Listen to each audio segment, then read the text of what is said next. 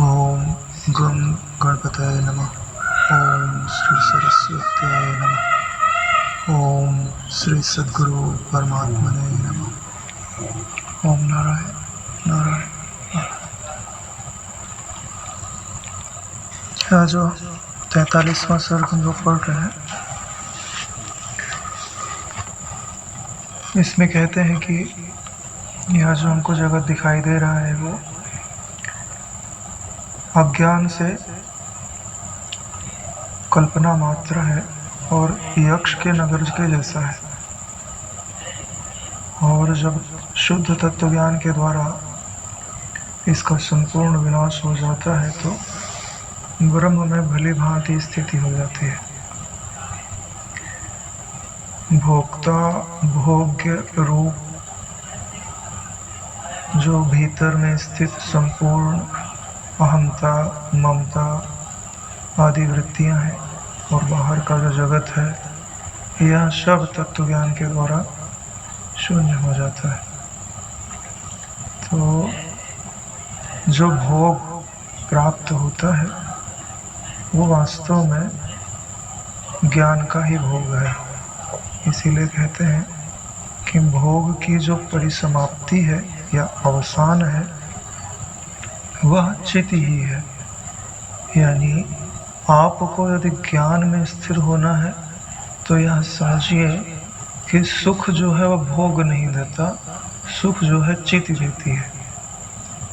चित्त यानी जिसमें सारे पदार्थ भासते हैं, जिससे भासते हैं, और आगे कहें तो जिसको भासते हैं, वही भोग के द्वारा जो सुखानुभूति होती है तो उस सुखानुभूति को आप चिति रूप समझेंगे तो छूटेंगे, अगर उस वस्तु से जोड़ करके रखेंगे तो फंसेंगे।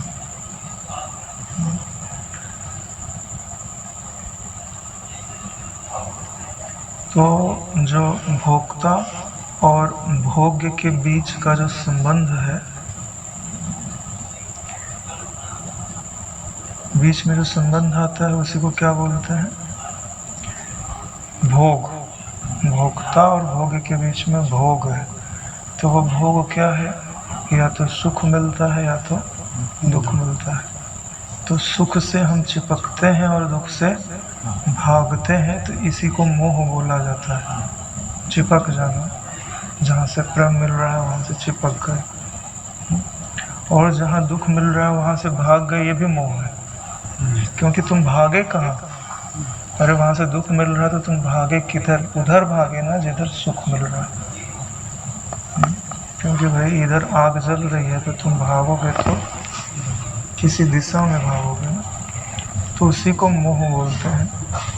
तो बोलते हैं कि मोह के द्वारा होता क्या है?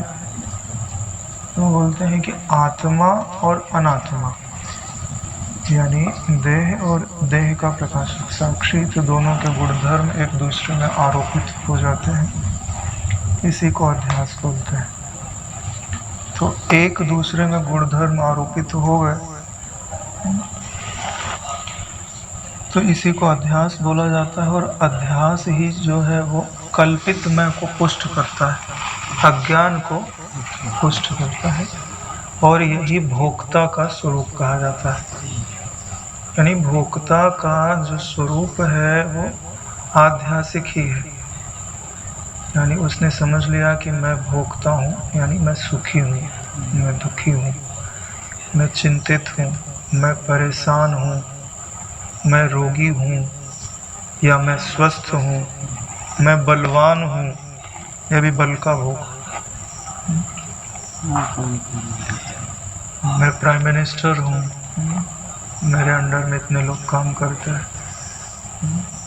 ये कोई बड़ाई की बात नहीं है नारायण, ये आप अपना बंधन ही बढ़ा रहे हैं। तो जब आप अपने आप को भोक्ता स्वीकार कर लेते हैं तो जो भोक्ता में आत्मबुद्धि रखता है, यानी यही मैं हूँ और मुझको यहाँ से सुख मिल रहा है, दुख मिल रहा है, तब जो भोक्ता पने में आत्मबुद्धि रखता है उसी को मूढ़ या मूर्ख कहते हैं।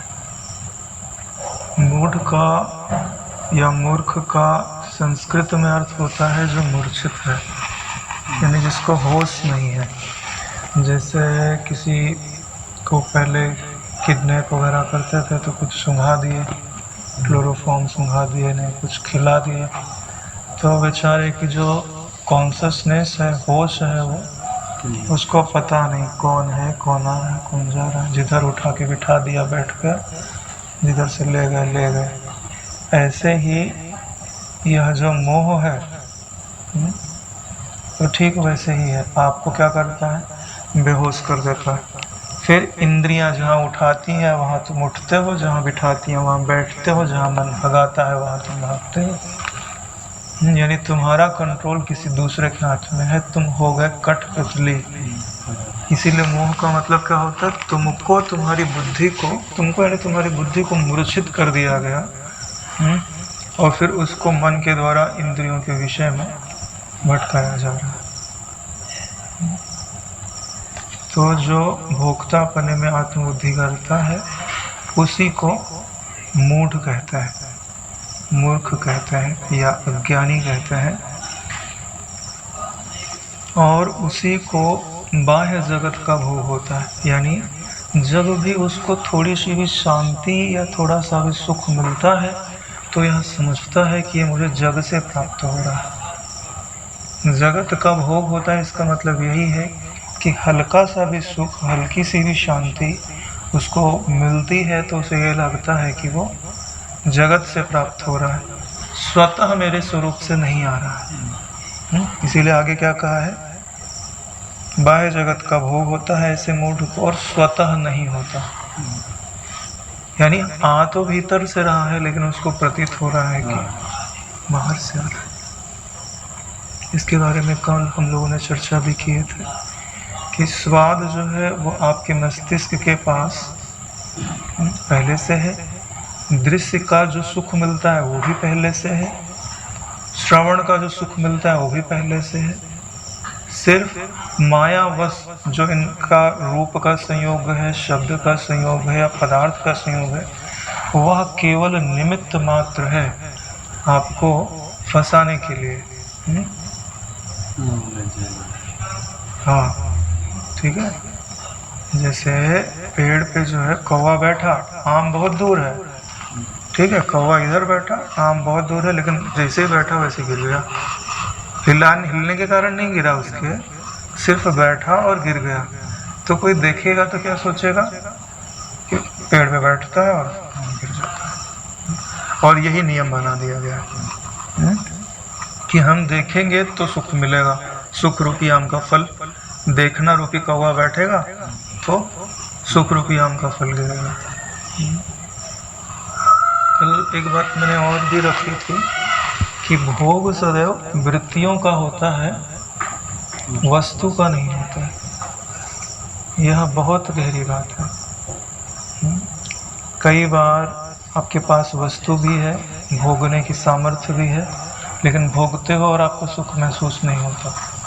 क्यों? क्योंकि कोई, जैसे किसी को बड़ी चिंता हो, ठीक है, और उसका फेवरेट खाना उसको बना के दो, अच्छा लगेगा? वैसी वृत्ति नहीं बन रही।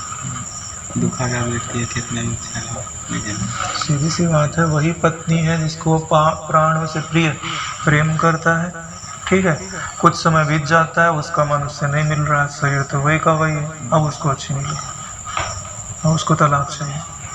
वृत्ति का ही तो फर्क है। तो ये बात हमेशा समझ लीजिए कि आप वस्तु का भोग नहीं करते, आप वृत्ति का भोग करते हो। इसी पे पूरा भक्ति सिद्धांत आधारित है। जब वस्तु से हमको मतलब ही नहीं है तब हम वृत्तियों पे ही क्यों ना कंट्रोल कर लें, उसको मन चाहा आकार हम क्यों ना ढालें। वो दृश्य के अनुगत होकर जो विभिन्नता उत्पन्न करती है उससे, उसमें उसको रंजित क्यों होने दें। हम जैसे चाहें वैसी वृत्ति बने, इसी को तो भक्ति बोलते हैं। आपने ईश्वर के अंदर, आप थोड़ी बोलते हो कि ईश्वर कुरूप है, बोलते हो क्या? सबसे सुंदर है। यानी जो जो चीजें आपको चाहिए थी वो सब आपने ईश्वर में देखी। सबसे सुंदर है, दयालु है, सबसे बलवान है, सबसे ज्ञानवान है, सर्वज्ञ है, इसका उल्टा भावना करके देखो, अच्छा लगेगा कभी? मतलब कोई बोले तो गुस्सा आता है। यानी आप एक ऐसी वृत्ति बना रहे हैं जो आपको, जितनी आपकी काल्पनिक सामर्थ्य है उन सब का चरमोत्कर्ष सुख उसमें आरोपित किया हुआ है। और ठीक है, जब वो सिद्ध हो जाएगी तो आपको सुख अनुभूति होगी बहुत जबरदस्त। क्यों? क्योंकि आप वृत्ति का ही भोग करते हैं।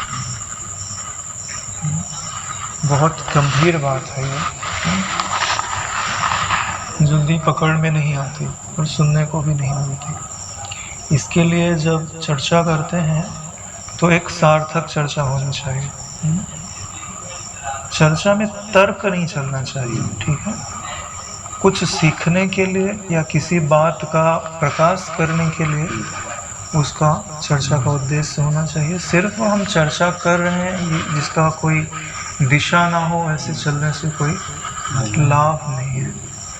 और हो सके तो आपकी जितनी परिभाषाएं हैं वह क्लियर होनी चाहिए कि भाई आप जो समझते हो वो क्या समझते हो, ठीक है?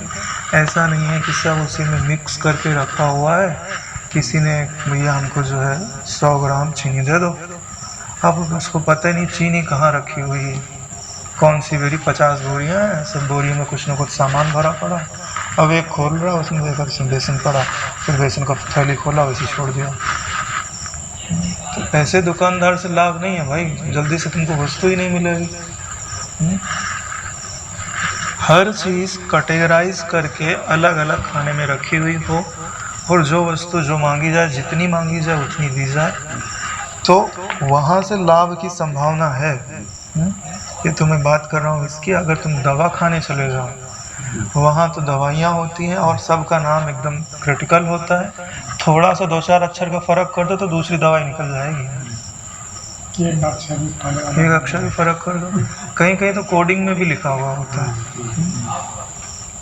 इसके लिए जब हम चर्चा करने के लिए बैठते हैं या आत्म तत्व का निश्चय करने के लिए बैठते हैं तो बड़ा सतर्क हो करके एक एक शब्द, एक एक अर्थों का बड़ी सूक्ष्मता के साथ उस पर ध्यान देना पड़ता है, तब बोलना बनता है। क्योंकि इतने सारे लोग बैठे हैं, सबका समय कीमती है, चिंतन कीमती है और सब अद्वैत निष्ठा बढ़ाने के लिए आते हैं। इसलिए मेरा प्रयास यही रहता है कि ये देखिए, सबसे कीमती वस्तु है आत्म तत्व का निश्चय करना, ठीक है? और उससे भी कीमती वस्तु है उस निश्चय के साथ शांत हो जाना। तो मेरा यह प्रयास रहता है कि आप उसको समझते जाए और उसी के साथ अभी कल का टाइम मत देखो, अब भी उसको थोड़ा सा देखो, समझो और छू लो उस तत्व को। क्योंकि साक्षी तो हाजरा हाजिर है। सुनते सुनते तुम में यह विचार प्रगाढ़ हो जाना चाहिए कि सुनने वाला मैं नहीं, समझने वाला मैं नहीं, लेकिन मेरे ही प्रकाश में सारी घटनाएं घट रही हैं।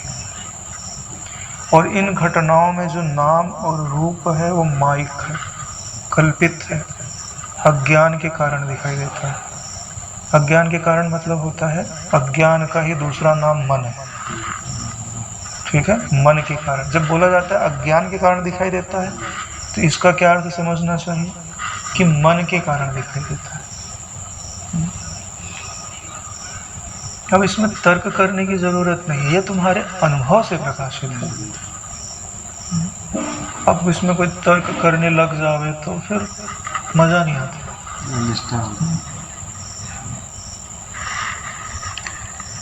इसीलिए बोलते हैं कि जब परमार्थ दशा में बाहर भीतर का जो जगत है उसका अनुभव, यहाँ जो अनुभव शब्द लिखा हुआ है, बाहर का जगत और भीतर का जगत है केवल वृत्ति मात्र, ठीक है?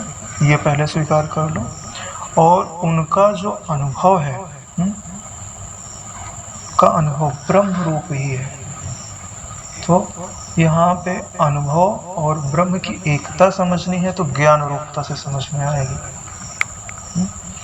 कि भीतर का जो वृत्तियाँ दिख रही हैं वो भी ज्ञान में प्रतिबिंबित है तभी दिखती हैं, बाहर की वृत्तियाँ दिख रही हैं वो भी ज्ञान में ही प्रतिबिंबित है तभी दिखती हैं, और उसी ज्ञान का नाम ब्रह्म है। तो यानी ये सब ब्रह्म में ही प्रतिबिंबित है, और इसमें जो प्रतिबिंबित नाम और रूप है वो माइक है, उसको छोड़ देना है। तब आपको क्या समझ में आएगा कि इनका जो अनुभव है वह ज्ञान है, और वो आपको कि बहुत बड़ा निश्चय है। केवल यही निश्चय आपको विजयी बना सकता है। सच बोल रहा हूँ, अपने हृदय पे हाथ रख के कहता हूँ कि अगर आप यह समझ लो कि इस जगत में एक ज्ञान ही है, उस ज्ञान के सिवाय कुछ नहीं है, और वो ज्ञान को आकाश की तरह अनुभव करो। इसी को बोलते हैं चिद आकाश। चिद यानी ज्ञान, आकाश यानी आकाश, जो हमको पहले से समझ में आया हुआ है। तो एक ऐसा आकाश जिसके कण कण में ज्ञान है, और वो जीवित है, मृतक नहीं है नारायण, वो हर चीज जान रहा है। तुम्हारे हृदय की धड़कन कौन चला रहा है, सांसें कौन चला रहा है। पृथ्वी में एक बीज डाल दो जिसमें लगता है कि तुम इसके अंदर कोई चेतना ही नहीं है, जहाँ रख दो वहीं रखा रहता है। थोड़ी देर में पानी मिला, अंकुर निकला, चेतना तो फैली हुई है। वही ज्ञान है। फिर अगर आप देखोगे बुद्धिपूर्वक तो सब जगह ज्ञान ही ज्ञान दिया है, और वह समर्थ ज्ञान सकता है। यहाँ तक कि अभी जो इस समय के जो क्वांटम फिजिक्स को समझने वाले लोग हैं, वो भी ये बोलने लग गए हैं कि ब्रह्मांड में एक विराट बुद्धि है, और वह विराट बुद्धि ही इस पूरे जगत को चला रहा है।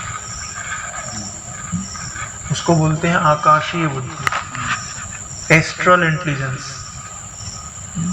अगर वो ना हो तो इस जगत में जो व्यवस्था है वो व्यवस्था रह नहीं सकती, और उससे आप संपर्क स्थापित कर सकते हो। आप अपनी बात उससे पहुंचा सकते हो और वहां से प्रेरणाएं ले सकते हो। इसी को तो ध्यान बोलते हैं। आप हर पल उसी ज्ञान सत्ता के भीतर हो। अगर आप आध्यात्मिक रूप से देखें, नहीं तो वही ज्ञान सत्ता आपको।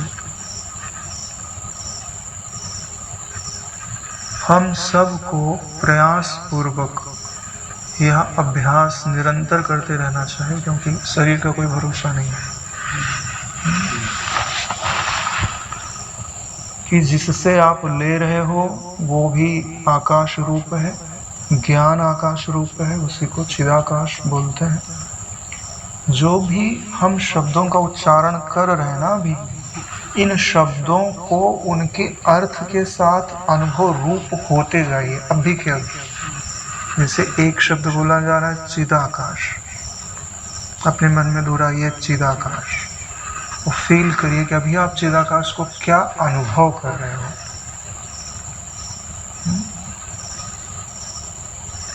ये जो मेरा शरीर है, इनका शरीर है, इनका शरीर है, शरीर नहीं है।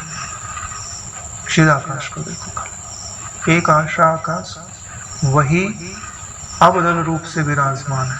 बाकी आकृतियां अभी दिख रही हैं, थोड़े समय बाद मैं चला जाऊंगा यहाँ खाली पानी। एक ज्ञान सत्ता ही शेष बचेगी, बाकी सब आएंगे और जाएंगे, बनेंगे और मिटेंगे, दिखेंगे, लड़ेंगे, झगड़ेंगे, मिट जाएंगे।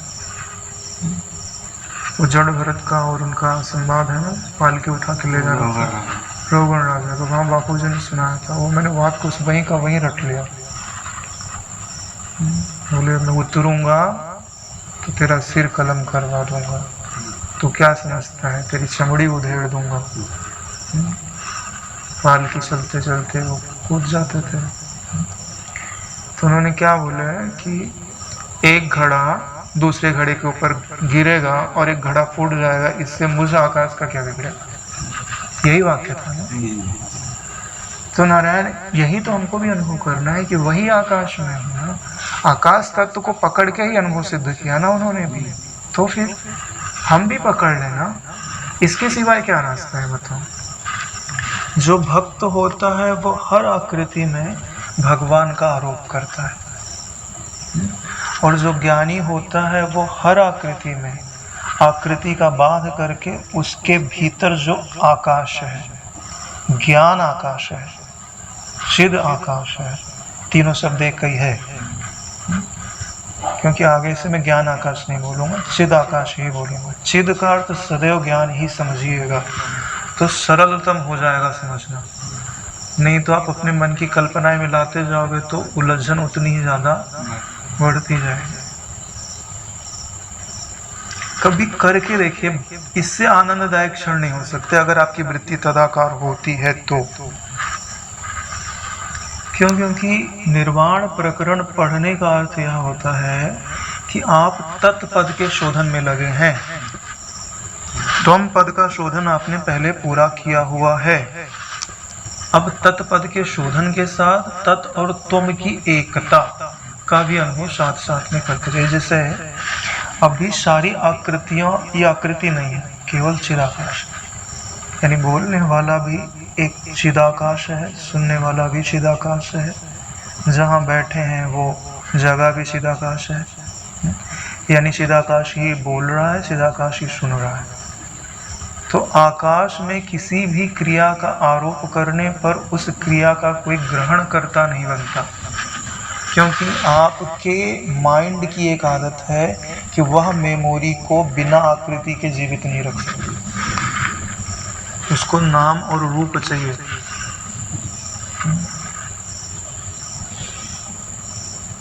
सोच के देखिए, नाम और रूप के बगैर कोई मेमोरी होती है? तो जब तुम उस शुद्ध आकाश तत्व पर ही क्रिया का आरोप करोगे तो वह क्रिया कहीं जाएगी नहीं, नीचे धड़ाम से गिरेगी। जैसे आप पत्थर फेंको, बोलो मैं आकाश को पत्थर मार दूंगा, तो आकाश को पत्थर लगेगा, धरती पे आके गिरेगा ना। ऐसे ही ये इंद्रियां, मन, बुद्धि आदि जो अहम पना जो है आप में ले जाके डाल देती थी, अब आप बोलो कि वो अहम पना तो उधर फेंक, किधर? आकाश की तरफ। तो जो अहम पना आकाश की तरफ फेंकेगी ना, वो वापस उन्हीं में जाके गिरेगा। आकाश तक उनका ग्रहण नहीं करता। भाई ये तो मेरा अनुभव है, बाकी आप लोग अगर अभ्यास करते होंगे तो मुझे लगता है कि आपका भी अनुभव होगा। नहीं तो करिए नारायण, समय अत्यल्प है। या तो आप त्वम पद के शोधन में ही संतुष्ट हैं तो बात की बात है, लेकिन वो बात अधूरी है नारायण, पूर्णता नहीं है। आपने समझ लिया कि ये बदल रहे हैं, मैं इनसे अलग हूँ, ये मिथ्या है, जैसे वो भाई साहब बोलते हैं, रंजित भाई साहब, है ना, कि सब बदल रहे हैं, मैं अलग हूँ, साक्षी हूँ, मिथ्या है, बस अपने को क्या फर्क पड़ता है। तो ये त्वम पद का शोधन है, ठीक है। लेकिन यह बहुत ज्यादा परिमार्जित हो, यानी कि एकदम सुई के नोक के बराबर भी गलती ना हो, तो विश्राम तो तुमको दे सकता है, सच्चा ही बोल रहा हूँ, ठीक है। लेकिन ब्रह्म बोध नहीं दे सकता नारायण। क्यों? क्योंकि तुमने अपने आप को किसी से अलग किया है ना, तो फिर जब वृत्ति जगेगी तो बोलेगी ना कि तुम्हारे सिवा भी कोई है। तो फिर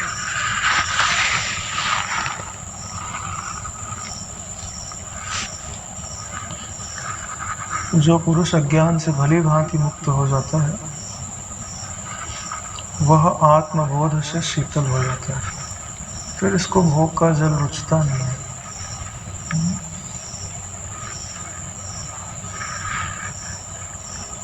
और जो दूसरे ज्ञान हैं, अद्वैत ज्ञान को छोड़ करके जो नाम और रूप को ही बढ़ाते हैं, उनको तुम निरर्थक समझो।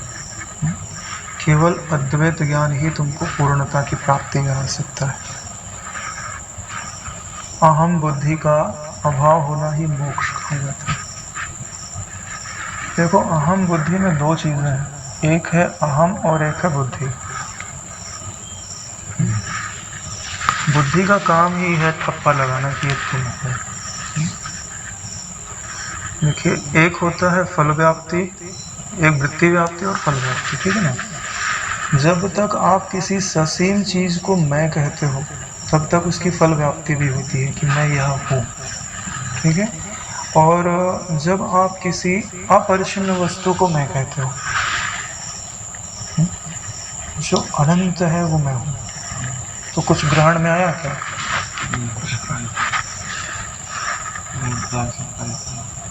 जो असंग है वो मैं हूँ, तो आपका माइंड कुछ स्टोर करने के लिए रख पाया क्या? कुछ रख नहीं पाया।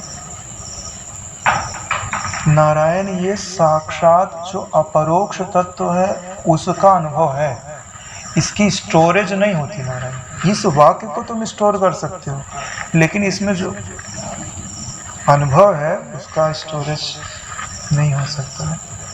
क्यों? क्योंकि स्टोर करने की जरूरत उसकी पड़ती है जो अभी नहीं है। सच्चाई बोल रहे हैं नारायण। तो अहम बुद्धि के का अभाव मोक्ष यानी जो परिच्छिन्न वृत्तियां बनती हैं, जो आपको किसी इदमात्मक विषय से जोड़ती हैं कि आप यह हो, उसका अभाव हो जाए। और किसके द्वारा अभाव हो जाए? अभाव के साथ एक शब्द उन्होंने मतलब और मिलाते तो और अच्छा लगता, आत्यांतिक अभाव हो जाए। ठीक है, यानी अब उनका उपजना संभव नहीं है। अगर उपज भी जाए तो स्वीकृति संभव नहीं है, क्योंकि जब नया नया बोध होता है तो हो सकता है कि पूर्व के अभ्यास के बल से, ठीक है, अहम बुद्धि उपजे। हो सकता है ना, ऐसा लिखा भी हुआ है ग्रंथों में कि प्रारंभ में विक्षेप होता ही होता है। विक्षेप किस चीज़ का होता है?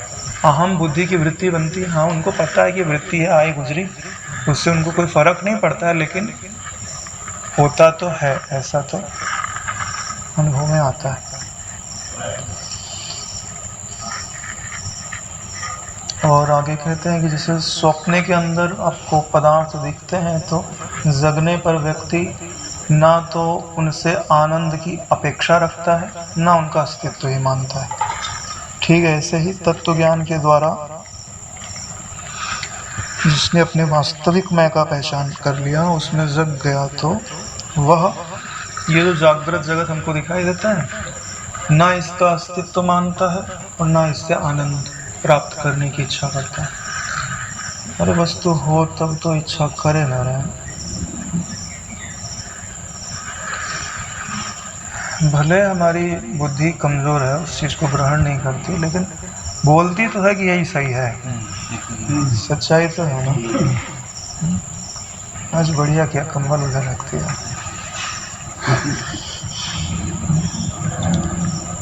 देखिए, जो कोई भी भोग हो, अगर जब तक भोग प्राप्त नहीं है ना, तब तक भोग की इच्छा रहती है।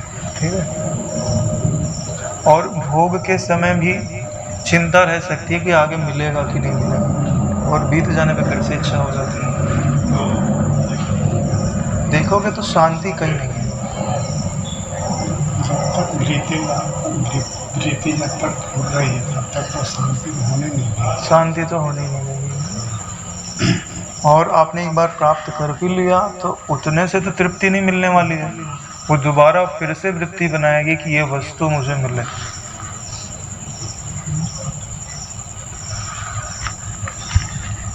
तो बोलते हैं यक्ष अपनी भावना से वृक्ष के अंदर ही अपने स्वजनों को, पूरे परिवार को देख लेता है, लेकिन आपकी दृष्टि में क्या है? न यक्ष है ना उसका परिवार है। तो बोले ठीक ऐसे ही अज्ञान के कारण, अविद्या के कारण यह जो जगत आपको दिखाई दे रहा है, फिर से समझ लीजिए, जैसे अज्ञान बोला वैसे मन समझ रहा है। ठीक है, मन के कारण जो आपको जगत दिखाई दे रहा है, ठीक वैसे ही यक्ष के समान है। अब आगे आगे जहाँ जहाँ यक्ष की बात कही जाएगी, वहाँ वहाँ मन को रख करके समझिएगा, तब आपको अर्थ जो है उसका यथार्थ रूप से समझ में आएगा। बोलते हैं कि भ्रांति से कल्पित जो भोक्ता रूपी यक्ष है, यानी मन है, ठीक है, तो वह बढ़ता कहाँ है? मन जो है वो मन रूप ही संसार में भटकता है। अरे नारायण, जो आपको ये जगत दिखाई दे रहा है मन रूप नहीं है, और इनमें ग्रहण और त्याग जो कर रहा है वो मन ही नहीं है।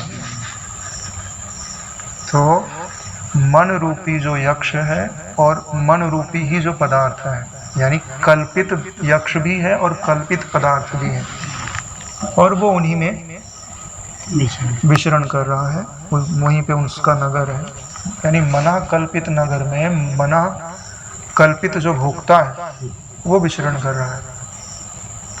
और तुम ध्यान से विचार करके देखोगे तो तुमको कल्पित लगेगा, लेकिन उस यक्ष को देखोगे तो अर्थ और क्रिया के संपादन के कारण उसको सच्चा लगेगा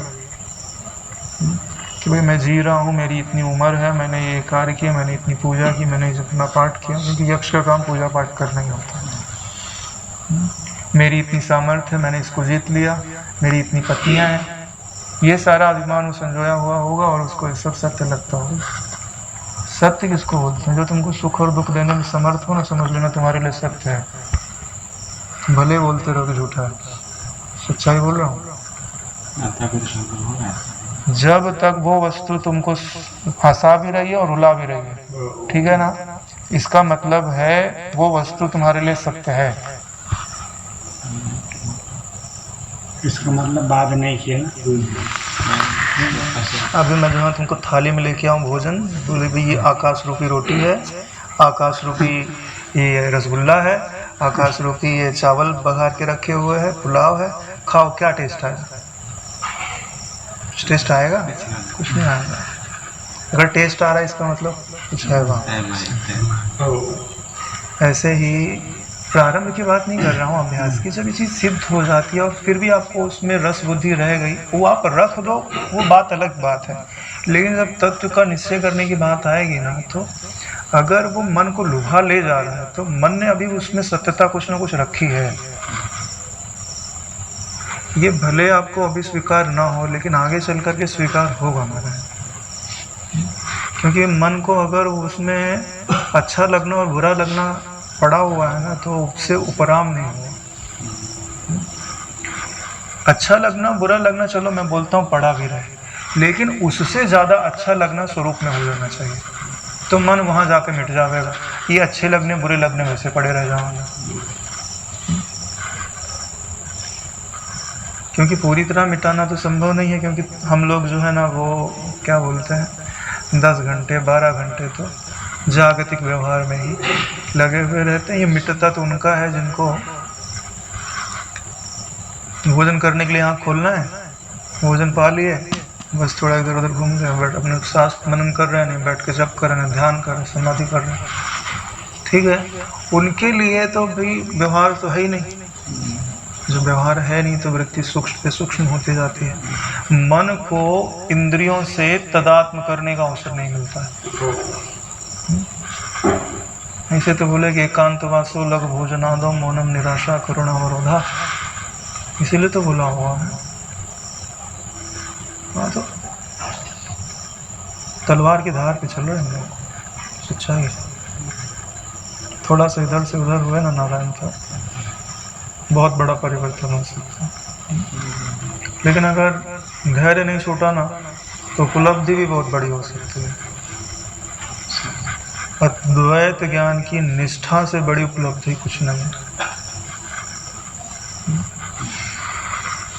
नारायण कोई बहुत जब ध्यान करके परमात्मा की माया के एक अंश में बने हुए किसी एक लोक में जाता है और अपने आप को कुछ विशेष अनुभव करता है, ठीक है।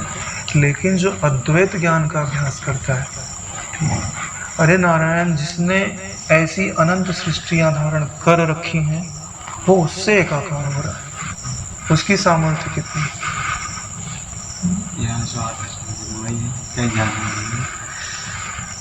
कितना बड़ा पद है, कितनी बड़ी स्वतंत्रता है।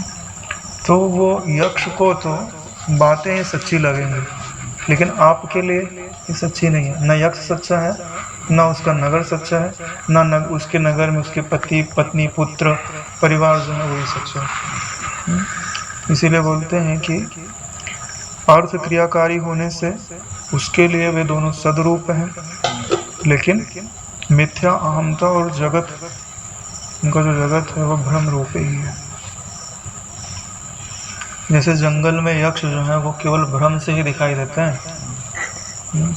जैसे अपनी वाली वशिष्ठ में बढ़िया बोलते हैं, क्या बोलते हैं कि जैसे रात्रि में बच्चा सो के उठा और उसको वृक्ष की छाया पड़ रही है और उसको बेताल समझ रहा है। और हवा से उछलती है, हिलती डुलती है, उसको लगता है कि यार ये बेताल अब मेरे को पकड़ने के लिए दौड़ रहा है। ऐसे ही जंगल में भ्रम से यक्ष कल्पित हो जाते हैं, यानी प्रकट हो जाते हैं, कल्पना में आ जाते हैं। ठीक वैसे ही ये 14 भुवन है। 14 भुवन ठीक वैसी ही कल्पना है।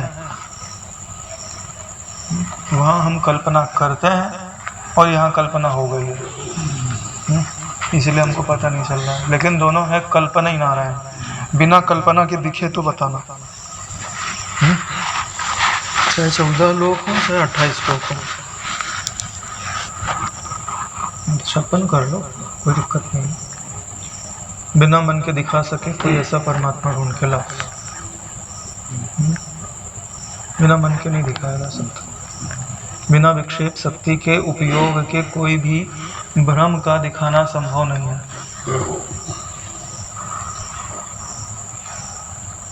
तात्पर्य यह है कि आवरण रहित साक्षी में अभ्यास के कारण ही 14 भुवन स्फुरित होता है। आवरण रहित साक्षी में,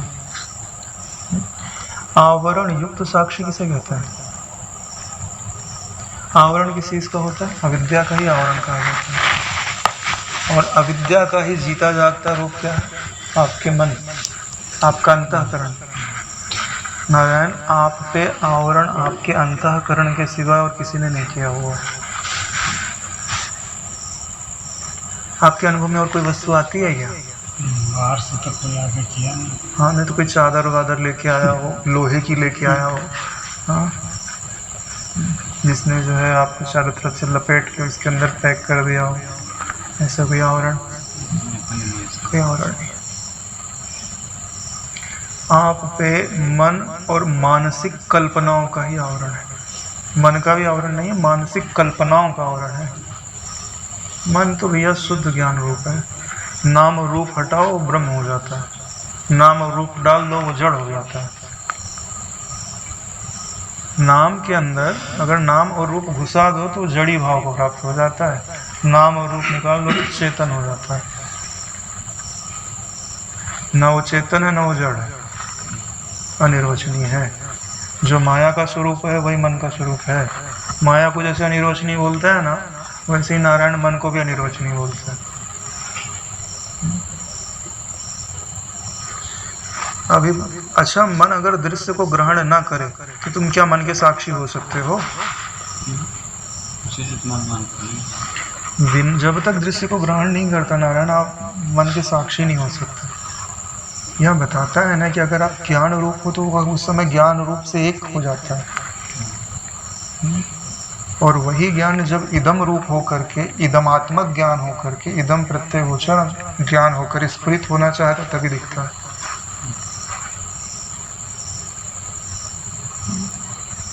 अपना वास्तविक स्वरूप छोड़ देता है, उसके विपरीत स्वरूप को धारण करता है तभी देखता है। क्यों? क्योंकि अगर जो अनंत है वो अगर देखना चाहे तो वो अनंतता को नहीं देख सकता। क्यों? क्योंकि जिसको तुम देखोगे वो तुमसे पृथक होगा। तो तुम अनंत हो तो तुम अनंतता से अलग होकर के देखोगे ना, तो तुम अंत वाले हो गए ना। तो वही तो हाल होगा। तुम ब्रह्म होकर के ब्रह्म को देखने की इच्छा करोगे तो यही घटेगा।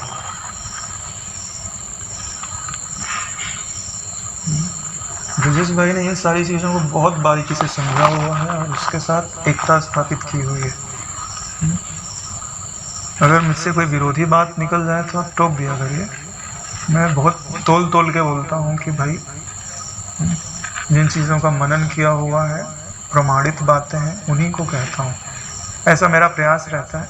एक आध बात इधर किधर हो जाए तो ये जो बात अभी कही, ये मतलब बिल्कुल यथार्थ। आज क्या हुआ कि सुबह 4 बजे में उठा, मतलब एक मच्छरदानी बैठा तो बैठ के आकाश की तरफ बैठा तो बिल्कुल देखा कि मतलब कुछ नहीं। तो चित्त में ये स्पंदन उठा कि जब हमारा अंतःकरण एकदम शून्य है, अंतःकरण में कुछ नहीं कि आकाश स्वरूप क्या है, हमारे ब्रह्म स्वरूप कुछ, जब आकाश में कुछ हमारे हृदय में कोई स्पंदन नहीं, तो जो कुछ ये रचा है ना, अंतःकरण नहीं तो बनाया है।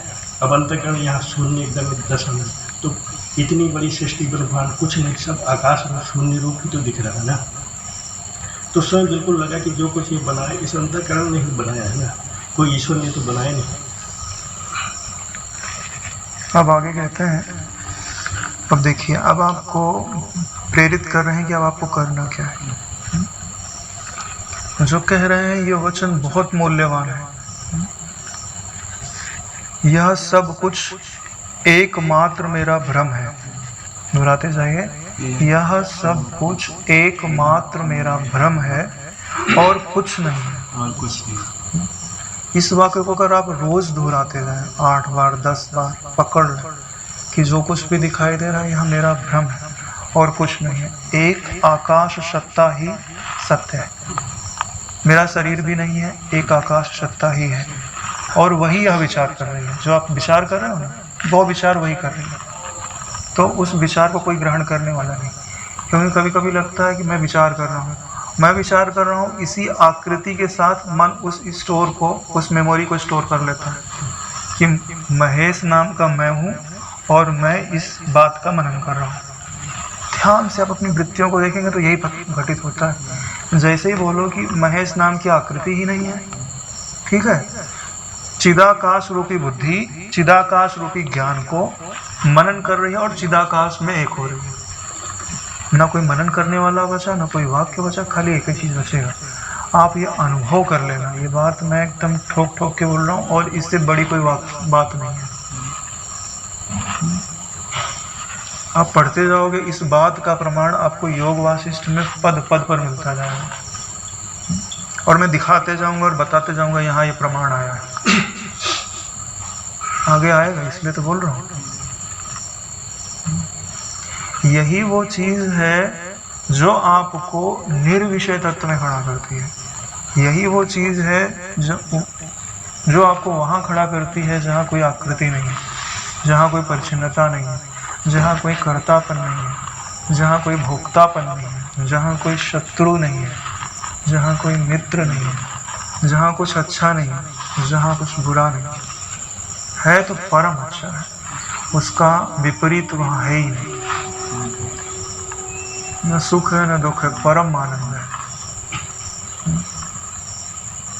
जैसे भक्त को अपने भगवान को प्रकट करने के लिए साधना करनी पड़ती है, ऐसे ही जो ज्ञान का पिपासु है उसको भी भक्त की तरह ही एक एक वृत्ति में अभ्यास करना पड़ता है, एक एक श्वास में अभ्यास करना पड़ता है। कोई सिर पे हाथ रख देगा और तुम्हारी वृत्ति ब्रह्माकार हो जाएगी तो भी वो तुम्हारे अज्ञान का नाश करने में सक्षम होगी कि नहीं होगी कौन जानता है। क्यों? क्योंकि तुम तैयार नहीं हो ना। कोई देने को तैयार हो तो भैया इधर आओ, ये ले जाओ ले जाओ, बोले क्या दे रहे हो, तुम पहचानते नहीं, काला काला क्या है यार, तुम क्या दे दिए हमको, क्या बहुत बहुमूल्य वस्तु हो और तुमको उसकी पहचान ही नहीं हो। इतना सारा वजन और इतनी ऊंचाई पहाड़ पे चढ़ के जाना नहीं चाहिए तुम्हारा, रख दो, मूल्य नहीं पता ना। ऐसे ही जब तुम ब्रह्म विद्या का अभ्यास करो, उछल उछल के छूने का अभ्यास करो, तो हो सकता है कभी गुरु कृपा धक्का लगा दे। जिस शरीर के इंद्रियों के गुरुत्वाकर्षण से हम बाहर नहीं जा पा रहे थे तो गुरु कृपा से चले जाना हो सकता है, लेकिन दिशा और अभ्यास तो बना के रखना पड़ेगा। अगर आपकी दिशा सही नहीं है ना तो कोई धक्का भी देगा ना तो आप पार होने के बदले उधर जाके करोगे। कुछ तो आपकी तैयारी होनी चाहिए। अरे भोजन बांट रहा, थाली लेके तो जाना पड़ेगा। हाथ में ले लोगे गर्मा गर्म वो खिचड़ी, हाँ तो हाथ भी चलेगा, पेट भरने की बात तो दूर की रहेगी। यही होता है कि कई बार गुरुजन जो है वो देने को तैयार होते हैं, हमारे अंतःकरण में ही वो योग्यता नहीं हो पाती कि हम उसको झेल सकें। झेलने के लिए भी तो पात्र चाहिए। तो गरम खिचड़ी के बाद हाथ भी जलाएंगे और उसको गाली वाली देख के आ जाएंगे वाला दोस्त दर्शन। जो कुछ भी दिखाई देता है वह मेरा एकमात्र भ्रम ही है, वास्तव में कुछ नहीं है। इस प्रकार का विचार करता हुआ जो यक्ष है वो अयक्ष हो जाता है, यानी जो मन है वो अमन हो जाता है। इसीलिए मैंने बोला था जहाँ यक्ष लिखा है वहाँ मन समझिए। यक्ष अयक्ष हो जाता है। वैसे ही अहम आदि सब जगत मिथ्या ही है, यों जानकर चित्त चिद रूप तात्विक भाव को प्राप्त हो जाता है। चित्त चिद रूप, चिद माने ज्ञान होता है, चिद रूप यानी ज्ञान रूप। जो दिख रहा है वो भी ज्ञान है और जो देख रहा है वो भी ज्ञान है, दोनों में कोई अलगाव नहीं है। शर्त सिर्फ इतनी है कि जो दिख रहा है उसमें से नाम रूप हटा दो। अगर नाम रूप को तुम जिंदा रखना चाहोगे तो तुम्हारा तत्पद दूषित है और जहां जाएगा उसको दूषित करेगा। तत्पद के शोधन का केवल एक ही अर्थ होता है कि जो दिखता है क्या तुम उसमें से नाम रूप हटाकर उसे देख सकते हो, और त्वम पद के शोधन का अर्थ होता है कि जो जिसमें तुमने मैं किया है तुम क्या उससे सारे विषय हटा सकते हो, विषय को अलग करके उसे देख सकते हो। इतने काम। समस्त जगत मिथ्या रूप ही है ऐसा जानकर चित्त चिद रूप हो जाता है। चित्त में चित्त और ता है, ज्ञान और संस्कार है, और चिद रूप में दो ता नहीं है, एक ही ता है, और संधि के कारण दा बन गया है। अगर मैं इसको अलग अलग पढ़ूं तो ये बोला जाएगा चित रूप, यानी आधा ता छोड़ दिया गया। उसी आधे ता ने क्या रखा हुआ था? नाम और रूप का संस्कार। इससे ज्यादा नहीं क्लियर हो सकता है। अगर अभी हम इसके अर्थ को यथोचित ग्रहण नहीं कर पा रहे तो फिर बहुत परिश्रम पड़ेगा मेरे। तात्विक भाव को प्राप्त हो जाता है मेरे। संपूर्ण कल्पनाओं का तथा आशंकाओं से रहित, त्याग ग्रहण से शून्य, बहुत दूर तक जाने वाली, समस्त इच्छाओं से रहित, शांत होकर, हे श्री राम जी जैसे आप स्थित हैं, यानी भगवान राम जी उस समय भी तत्व में स्थित है, जैसे आप स्थित हैं वैसे ही स्थित रहे।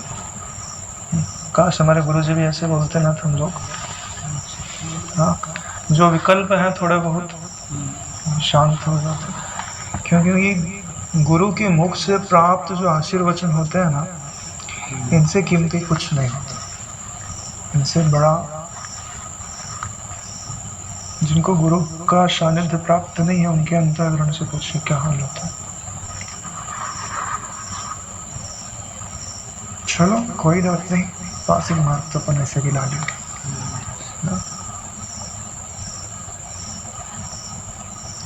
संपूर्ण कल्पनाओं और आशंकाओं से रहित, ना कोई कल्पना है ना कोई आशंका है। आशंका किसे कहते हैं? कब क्या हो जाए। जैसे जगत है उससे जब आप तादात्म्य कर लेते हैं तो नाना प्रकार की आशंकाएं होती हैं। धन ना मिले, निर्धन हो जाए, स्वास्थ्य बिगड़ जाए, जो धन प्राप्त है वो चला जाए, पुत्र जो है वो द्रोह करने वाले हो जाए।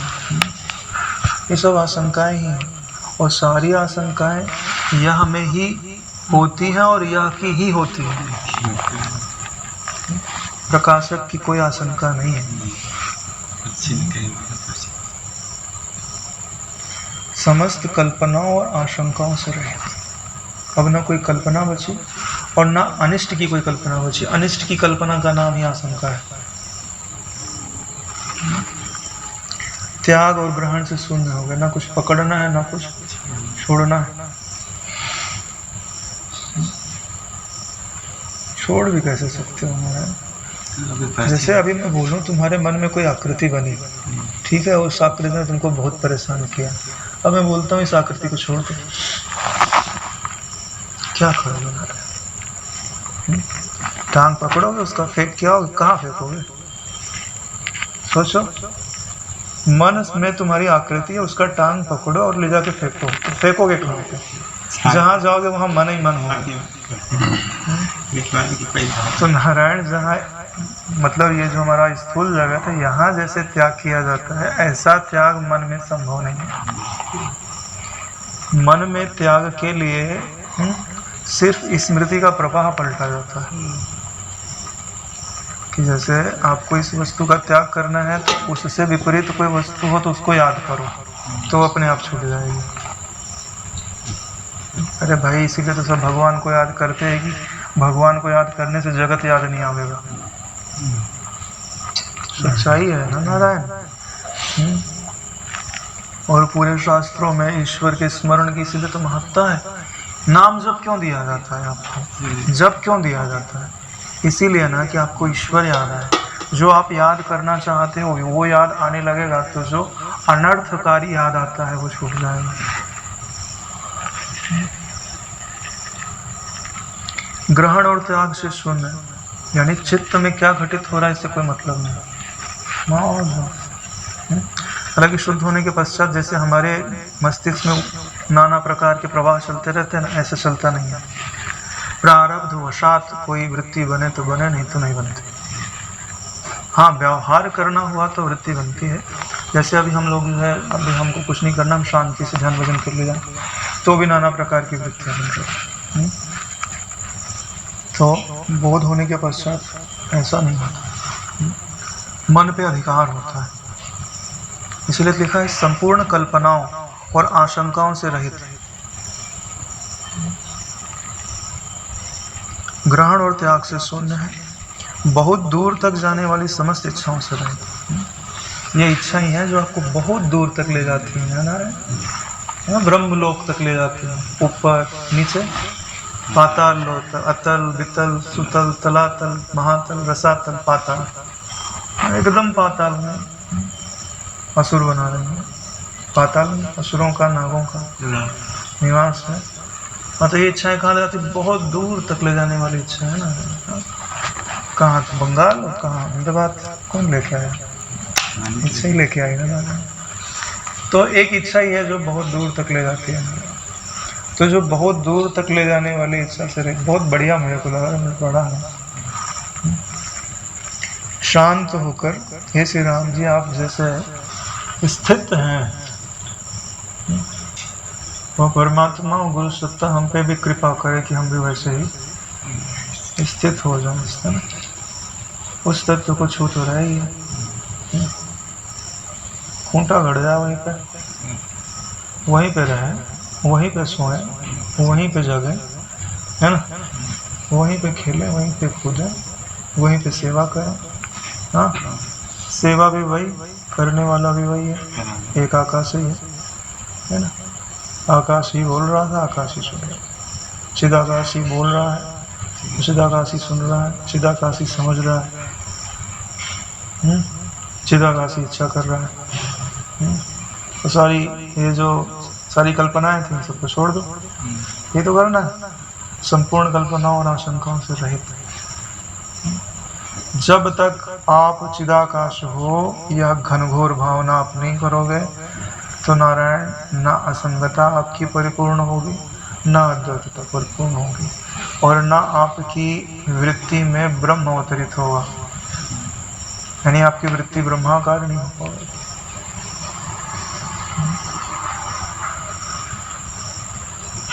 हरे हरे हरे विश्राम लेते हैं।